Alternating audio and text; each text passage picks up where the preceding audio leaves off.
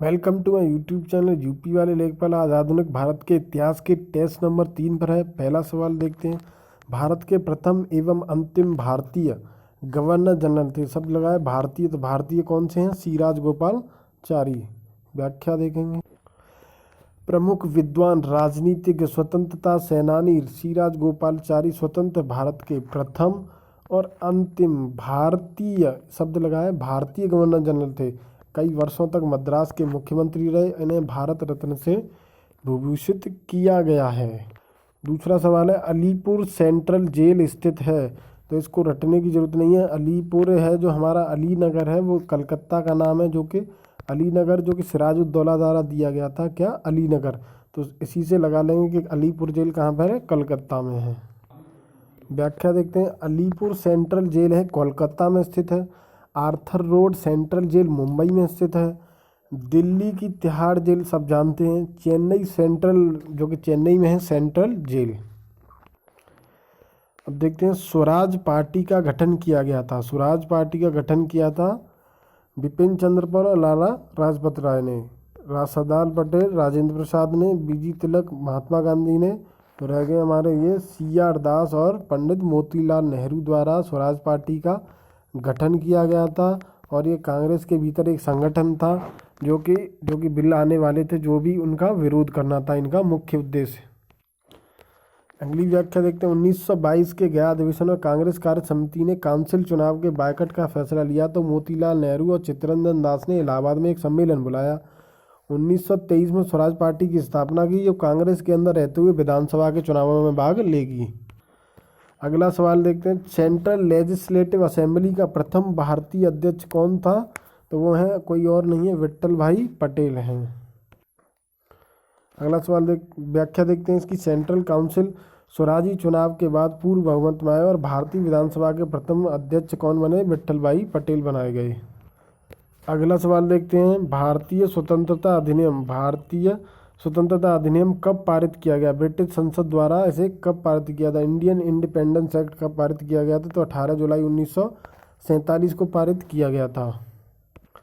व्याख्या देखते हैं इसकी। माउंटबेटन योजना को कानूनी जामा पहनाने के उद्देश्य से ब्रिटिश संसद ने 18 जुलाई 1947 को ब्रिटिश स्वतंत्रता अधिनियम पारित किया गया।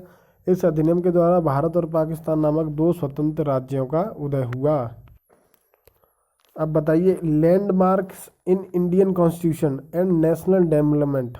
Landmarks in Indian constitution and national development नामक पुस्तक किसने लिखी है? तो ये हमारी लिखी है बिपिन चंद्रा, PR नंदा या राम गोपाल। ये लिखी है गुरुमुख निहाल सिंह के द्वारा लिखी गई है, ये पुस्तक है। व्याख्या देखते हैं। Landmarks in Indian constitution and national development 16 से 1919 के पुस्तक लेखक कौन है? गुरुमुख निहाल सिंह। निम्नलिखित में से कौन कभी भारतीय राष्ट्रीय कांग्रेस का अध्यक्ष नहीं बना है? कौन कभी भारतीय राष्ट्रीय यानी कांग्रेस का कभी अध्यक्ष नहीं बना है? तो बदरुद्दीन तैयब जी बने हैं, 1887 में बने हैं। गोपाल कृष्ण गोखले बने हैं। सुभाष चंद्र बोस त्रिपुरा अधिवेशन में रहे हैं, आपको पता है। यहाँ पर एक ही आदमी बाल गंगाधर तिलक हैं जो नहीं बने हैं।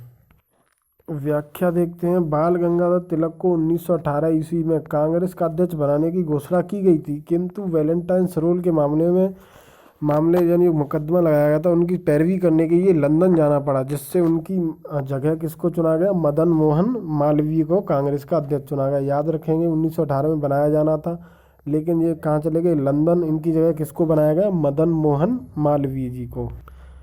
नेक्स्ट क्वेश्चन है, हरिजन के प्रारंभकर्ता थे। हरिजन के एक ही आदमी जिन्होंने हरिजन यूज किया है वो हमारे गांधी जी। तो इसी से अंदाजा लगाएंगे कि हरिजन जो पत्र था किसने निकाला था? गांधी जी ने। इसमें गांधी जी की रचनाएं और कुछ पत्र भी हैं, देखते हैं। उन्होंने हिंद स्वराज, सत्य के मेरे प्रयोग, इनकी आत्मकथा है, नवजीवन, यंग इंडिया, हरिजन पत्र भी निकाले। तो इन चारों को रट लेंगे, हर बार हर पेपर में पूछा जाता है। कितना सुंदर प्रश्न है। लाल कुर्ती आंदोलन किसके द्वारा चलाया गया था? लाल कुर्ती आंदोलन के नेता कौन थे? तो ये कौन है? हमारे सीमांत गांधी हैं, खान अब्दुल गफ्फार खान, जिनके द्वारा लाल कुर्ती आंदोलन चलाया गया था।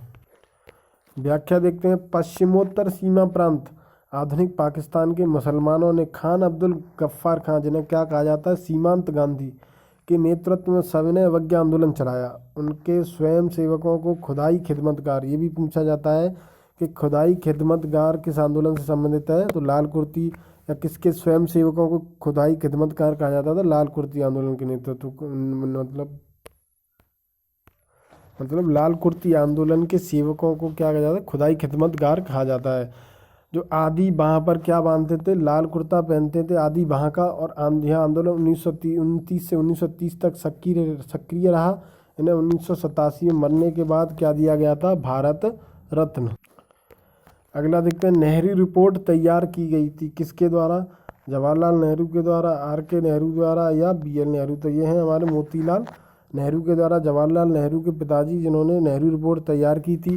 साइमन कमीशन का हम विरोध कर रहे थे तो उसके उपलब्ध में भारत सचिव थे लॉर्ड बर्किनहेड। कौन, लॉर्ड बर्किनहेड थे। उन्होंने चुनौती दी थी भारतीयों को कि ऐसा संविधान बनाइए जिन्हें सभी दल स्वीकार कर लें। तो मोतीलाल नेहरू की अध्यक्षता में एक 10 सदस्यीय समिति बनाई गई थी जिसने नेहरू रिपोर्ट पेश करी थी। तो मोतीलाल नेहरू के नाम पर ही उसका नाम क्या रखा है, नेहरू रिपोर्ट। व्याख्या देखते हैं, बम्बई में हुई दूसरे सर्वदलीय सम्मेलन में पंडित मोतीलाल नेहरू की अध्यक्षता में भारतीय संविधान के मसौदे की तैयारी करने से एक समिति की स्थापना की गई, जिसे 18 अगस्त 1928 को अपनी रिपोर्ट प्रस्तुत की, जिसके किसी नाम से जानते हैं, नेहरू रिपोर्ट के नाम से जाना जाता है।